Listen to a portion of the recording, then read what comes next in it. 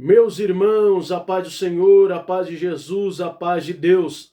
Hoje estaremos falando um pouquinho sobre o que Gideão nos ensina. Nos acompanha, curte, comente, compartilhe e que Deus possa falar em seu coração. Quem vos saúda é o seu irmão Davi Lucas. Deus abençoe.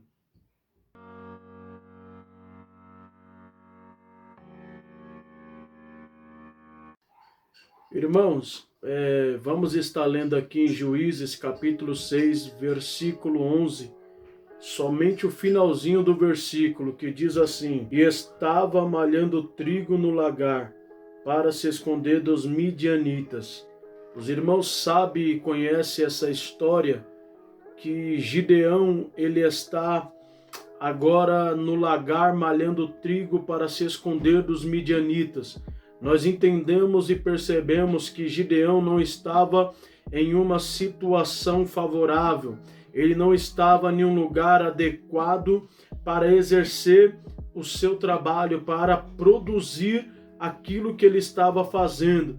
Mas uma coisa nós aprendemos com Gideão é que não importa o lugar que estamos, mas temos que produzir. Quem sabe você está vivendo em um ambiente que não está uma situação favorável, não está um momento agradável para a sua vida. Quem sabe o lugar não está adequado para você trabalhar, mas isso não pode te impedir de trabalhar, isso não pode te impedir de produzir. Gideão, ele estava em um lagar. Os irmãos sabem que lagar não é lugar de malhar trigo, lagar é lugar de pisar uva, e nós entendemos pela palavra que Gideão, ele fez o seu ambiente, ele fez o seu local. Quando eu falo de malhar trigo no lagar, eu quero dizer que lagar significa um lugar estreito. Trigo,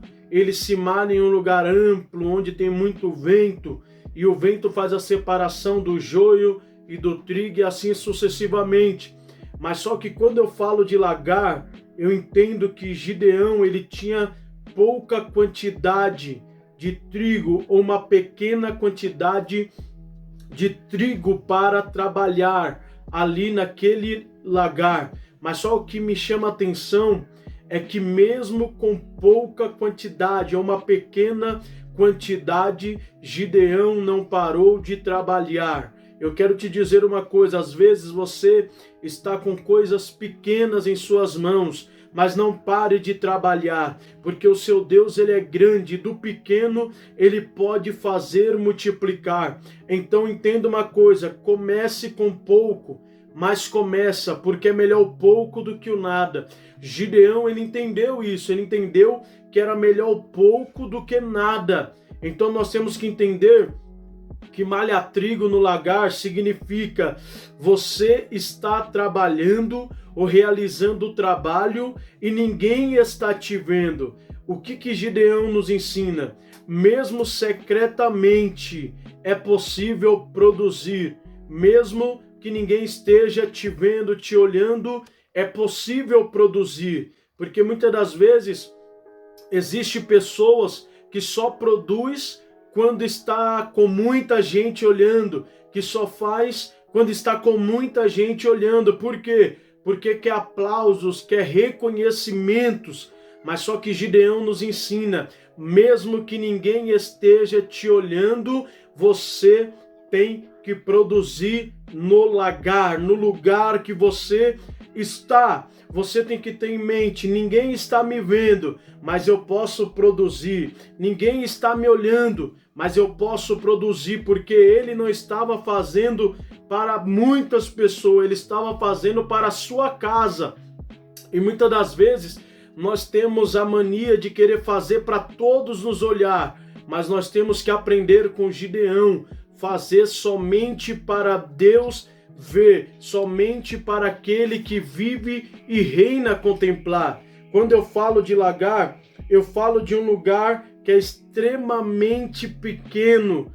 Nós temos que entender que a necessidade levou Gideão até ali, que a necessidade fez Gideão parar naquele lugar. E sabe o que eu entendo? mesmo em necessidade, você não pode parar de produzir. Sabe o que desperta a minha atenção?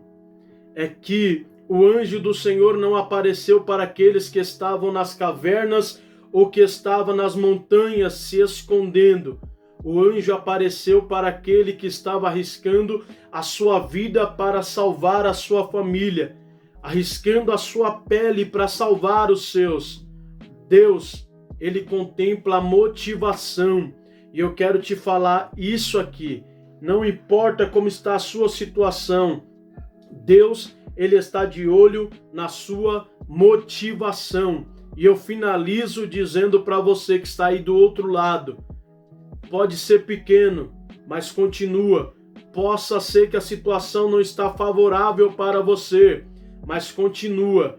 Possa ser que ninguém está te olhando, mas continua, porque o Deus que vê em secreto, ele pode te recompensar, e que esta palavra arda em seu coração.